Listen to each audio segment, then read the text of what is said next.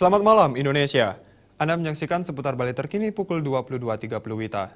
Pemirsa, krisis finansial yang mencederai perekonomian Eropa sejak tahun 2008 disusul krisis finansial pada tahun 2015 telah mengakibatkan pasar ekspor perak mengalami penurunan drastis.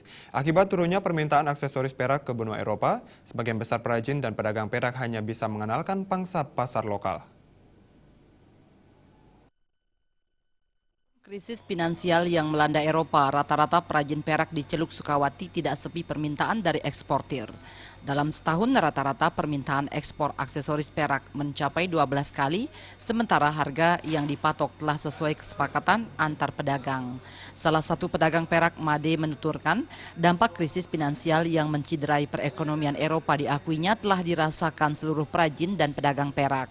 Permintaan mulai mengalami penurunan sejak bom Bali.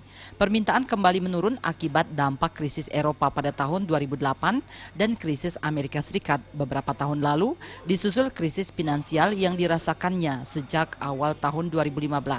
Meski demikian, sebagian besar perajin tidak surut dalam berkarya. Demi melangsungkan bisnis perak agar tetap eksis, Made mengaku sekarang ini menyasar pasar lokal dengan cara mengikuti pameran aksesoris perak di Seantero Indonesia. Diakuinya, pangsa pasar lokal Indonesia juga tidak kalah dengan ekspor. Hanya saja style dan model aksesoris untuk pangsa pasar lokal harus sesuai dengan tren pasar yang diminati. Karena lokal tuh sekarang dengan adanya gini tuh dia lebih, artinya lokal tuh lebih mulai dia suka dengan perhiasan sekarang. Juliana, Bali TV. Pemirsa, demikian seputar Bali terkini kali ini. Nantikan informasi menarik kami dalam seputar Bali terkini pukul 23 WITA. Salam Indonesia.